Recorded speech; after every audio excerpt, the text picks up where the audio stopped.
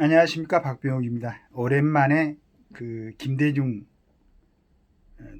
조선일보 칼럼니스트라고 되어 있네요. 예, 이번에 예전 논설 좀 많이 쓰셨는데 요즘 너무 가끔 쓰시는 것 같아요. 운동권 정치 수명이라는 자에 이제 이렇게 써 놓으셨습니다.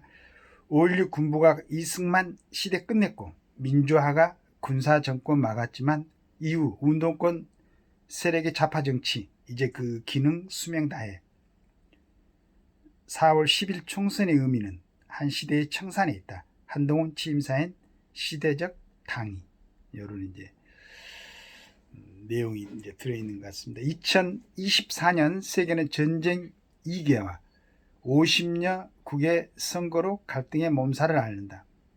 우크라이나 러시아 전쟁과 이스라엘 하마스 전쟁이 새해로 이월돼 살상과 파괴로 치닫고 있다. 세계 인구의 4분의 1인 20억 명이 50여 국에서 선거로 정치적 선택을 한다. 20억이라는 숫자는 세계 경제 총생산의 60%에 해당한다. 선거가 있는 나라는 인도, 인도네시아, 멕시코, 남아프리카, 미국 그리고 유럽 27개국 등이다. 선진국이든 개도국이든 간의 선거는 본질적으로 현상 타파적이다. 현실에 대한 불만과 불평이 표출되기 때문이다. 그래서 선거판은 항상 대립적이며 분열적이고 이 틈을 노린 기회주의나 인기 영합주의가 득세할 소지가 높다. 그런 의미에서 2024년의 세계는 극도의 불안을 안고 있다. 전체적으로 세계는 자국 이기주의로 흐르고 있다. 피라민, 자원, 인종, 종교 등으로 갈등 구조가 심화될 것이다. 이 중에서도 우리에게 가장 큰 영향을 미칠 선거는 미국 대통령 선거다. 아니, 기소 4건과 범죄 사실 90여 개가 걸려있는데도 트럼프 후보는 사퇴는커녕 승승장구하고 있다. 트럼프가 당선되면 한국은 경제면에서 안보면에서 상당한 타격을 입을 것으로 전망된다. 저와 같은 시각을 갖고 있는 것 같아요. 트럼프는 치료를 받아야 된다고 생각하고 있는데, 특히 바이든과 긴밀한 접촉을 해온 윤석열 정부로서는 심각한 난관에 봉착할 수 있다. 트럼프는 한국에 대한 안보 비용을 요구하거나 주한미군 철수 내지 감축을 추진할 것이며 북한 김정은과는 새로운 관계를 모색해야 할 것이다. 한 몇 년 동안 트럼프 제임스에 그래가지고 정말로 우리 대한민국이 좀 혼란스러웠죠. 그냥 장난처럼 그렇게 보이더라. 제가 볼 때는 그렇게 보였어요. 장난하는 것처럼. 그는 우크라이나 전폭 지원을 해서 발을 빼고 나토나 중국과의 관계도 재설정할 것이다. 완전 깡패 같은 그런 모습이죠. 조금 하여간 미국 외 다른 나라의 국가의 사항에 대해서는 너무 가볍고 경솔하게 생각하는 것 같아요. 그에 대해서는 한마디로 세계 지도에서 미국의 역할을 다르게 그려갈 것이어서 어쩌면 2024년 세계 최대 이단자가 될 가능성이 높다. 그러나 그 어느 나라의 선거도 오는 4월 10일에 치러질 한국 국회의원 선거보다 중요하진 않다. 우리한테는 그랬죠. 정치판은 당면한 치명적 상황에 대한 인식도 없어 보이고 이 엄중한 국제 파고에 사랑할 연맹책에 대한 정책적 공방도 없다. 인구 감소 문제, 자국 이기적 경제 흐름, 자원 애교의 한계, 북한과의 무력적 대립 문제 등에 대한 지적도 토론도 보이지 않는다. 북한 김정은은 엊그제 남북은 더 이상 동족 관계가 아니라며 한국이 핵무력을 사용할 준비가 되어 있다는 식으로 협박하고 나섰다. 우리는 남북관계에서도 더 이상 희낙낙하고 있을 때가 아니다.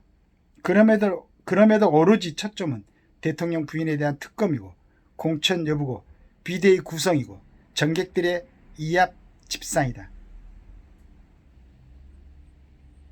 전번에 어느 대통령 후보가 한번 나왔었죠. 빗자루 장세동 씨였나요? 빗자루 들고 한번 나온 적이 있습니다. 다 쓸어내고 싶다고 그랬던 것 같아요. 나는 국민의힘 한동훈 비대위원장의 취임사에서 운동권 정치의 청산을 언급한 대목에 주목한다. 그는 운동권 특권 정치를 청산하라는 강력한 시대 정신을 언급하며 이것을 청산하는 것은 단순히 비판만으로 실현될 수 없고 그들을 대체할 실력과 자세를 갖추는 것이라고 했다. 그는 자기의 역할이 무엇인지 정확히 아는 것 같았다. 한국의 4월 10일 총선거 의미는 집약해서 말한다면 한 시대의 청산에 있다. 한국은 정치적 굴곡 고비마다 그 시대의 주류를 교체해왔다. 장기 집권의 적폐가 쌓였을 때 5.16이 들어왔고 군부가 오래 가자 학생들이 앞장선 민주화가 그것을 넘어뜨렸다. 이때부터 대학생 운동권 세력이 20여년간 좌파 정치를 주도해왔다. 현 더불어민주당의 170녀석 가운데 100석 넘게 운동권이 차지했다. 넓고 권위주의적인 보수우파 세력만으로는 조직과 겁모수수 가능한 운동권 좌파를 당할 수 없었다. 운동권 정치는 이제 그 기능과 수명을 다했다. 그들은 너무 오래 특권에 심취했고 유아 독존에 중독됐다. 그들은 좌파의 본연인 진보 사회주의를 무시하고 권력에만 기승하려 했다. 그 청산의 칼자루를 쥐고 한국 정치의 신주류로 등장한 것이 윤석열, 한동훈이 주축이 되는 이른바 검찰이다. 거기에는 과거 운동권이 정권을 장악했던 것처럼 어떤 시대적 당위가 있다고 본다. 대한민국에서 운동권 특권을 교정할 수 있는 책임자는 사정 기능을 가진 검찰일 수밖에 없다.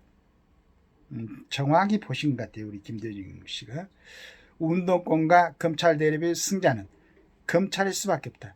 운동권은 후속이 없다. 대학에서 운동권이 대세인 시대가 지났다. 그러나 검찰은 계속 이어지기 마련이다. 다만 검찰 역시 운동권의 특권의식을 닮아 그것에 안주하면 그들 또한 국민의 심판을 받을 것이다. 우리 대한민국 국민이 투표장에서 의식해야 하는 것은 우리가 처한 시대적 상황과 그것을 살아가는 시대 정신이다. 선거가 하루아침에 모든 것을 해결해 주지는 않는다는 것을 우리는 이제야 한다. 마찬가지로 지도자 한 사람이 모든 것을 해결해 주는 마술사가 아니라는 것도 알아야 한다. 전 항상 감탄하지만은 유근일 선생님이나 우리 김대중 선생님이나 글을 써놓으시는 것 보면은 좀 전체적으로 좀 통찰하는, 그러니까 지역적인 문제 아니고 지금 일어나는 상황에 대해서 같이 맞물려서 그거에 대해서 이렇게 얘기를 하는 게 아니고 이러한 상황이 어디로 가는 게 맞느냐라고 끌어당기는 그런 힘을 갖고 있는 것 같아요. 그래서 제가 두 분은 참 존경합니다. 그래야 되겠죠. 저는 그 언론의 역할을 그렇게 생각을 하고 있습니다. 우리처럼 참 일반 국민들이 감히 생각하지 못한, 또 언뜻 생각을 했겠지만은 그런 생각을 갖다가 구성하고 집약을 시켜가지고 알기 쉽게 정리해주는 이러한 글을 쓸 수 있는 분들이 그래도 계시다는 게 굉장히 저는 감사하게 생각하는 거죠. 그러니까 개인적으로 운동권들 하나하나가 다 싫고 막 그런 걸 얘기하는 게 아니고 지금부터는 제가 하는 얘기니까 우리 김대중 선생님이 말씀하신 게 약간 그 높은 차원의 어떤 것보다도 좀 떨어질 수 있는 그런 얘기가 될 것입니다. 그래서 제가 이런 좋은 글이 있으면은 다 읽어드리려고 애를 쓰는 게 정말로 아주 정밀하게 잘 구성된 이러한 좋은 글이 있는데 어중간에 그걸 제가 읽고 대강 설명을 하게 되면은 오히려 그 전달하는 가치가 많이 떨어질 수가 있기 때문에 일단은 읽어드리고 그 다음에 부족 하나만 제가 느낀 점을 잠깐 말씀을 드리는 거죠. 그래서 이분은 지금의 운동권이 청산되는 게 어떤 야당이나 여당이 막 극렬하게 싸움해가지고 이긴 사람이 그걸 자리를 차지하고 막 이런 시각이 아니고 이제는 운동권은 역할을 좀 했겠죠. 민주하는 그런 역할 같은 게 했으니까 이제는 퇴장할 때가 됐다. 그리고 지금 커오는 우리 신세대들, 우리 후제 세대들의 어떤 그런 것을 같이 포용하고 갈 수 있는 또 그러한 세력은 따로 만들어져야 된다. 그러기 위해서는 옛날에 독재 정치를 청산하고 할 때는 군부 세력이 일어났었고 그 군부 세력을 퇴장시킬 때는 운동권이 일어나는데 지금 다시 이 운동권이 하는 행태가 너무 좀 국가에 가는 길과 맞지 않다고 해서 군대가 다시 나올 수 있는 것도 아니고 그렇지 않습니까? 그런데 마침 국가의 정상적인 기구인 그런 검찰에서의 뭐 여러 가지로 이제 그 닦여왔던 그러한 사람들이 나오고, 그 다음에 거기를 지지해줄 기반, 그게 검찰 세력이 있다는 게 굉장히 다행스러울 수도 있습니다. 가끔씩은 하도 이제 혼란스럽고, 너무 지금 제일 처음에 여기서 얘기했던 것처럼 지금 푸틴이라든가 그 다음에 시진핑이라든가, 그러니까 이런 사람들, 또 이제 미국에서는 트럼프가 또 대통령이 될 수도 있고, 그 다음에 위에 김정은이 있고, 이런 상황에서 지금 무슨 뭐 가방 받은 거에 뭐 그 다음에 십몇 년 지난 뭐 그거에 대해서 특검을 한다든가, 누가 험지로 가고 누구를 공천하고, 막 이런 진짜 자자분하고 잡다한 이런 걸로 국력을 낭비할 때가 아니죠. 그래서 우리 그래도 대한민국에는 운이 있어서 새로운 시각을 가지고 이 상태를 정리할 수 있는 신진 기회를 갖다가 발굴해 낸 거죠. 한동훈이라는 친구를. 물론 혼자 다 할 수 있는 건 아닙니다.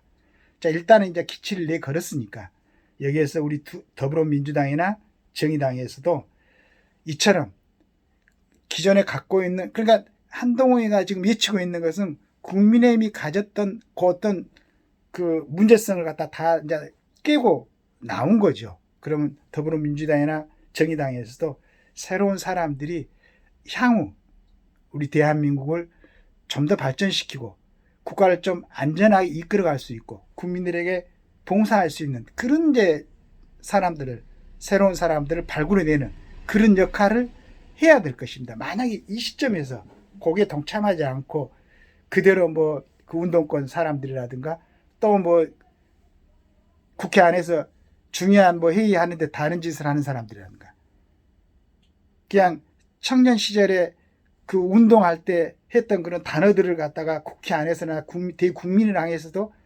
그만 함부로 쓴다든가, 그러한 행태를 했던 이런 이제 친구들은 자기들 소양에 맞는 정도의 자리에 가서 살고, 그 다음에 이제 정말로 지금의 우리 국민들의 민도에 맞는 정도의 수준을 갖춘 새로운 사람들이 국회에 등원을 해서 우리 지금 세대에 알맞는 법률도 입법 제정을 하고, 그렇게 해가지고 좀 멋있는 정치가 이 땅에 이루어지기를 바라면서 우리 김대중 선생의 좋은 글을 갖다가 다시 한번 주신 것에 대해서 감사하게 생각합니다. 오늘도 우리 대한민국 모든 국민들이 전부 다 행복하고 건강한 하루가 됐으면 좋겠습니다. 감사합니다.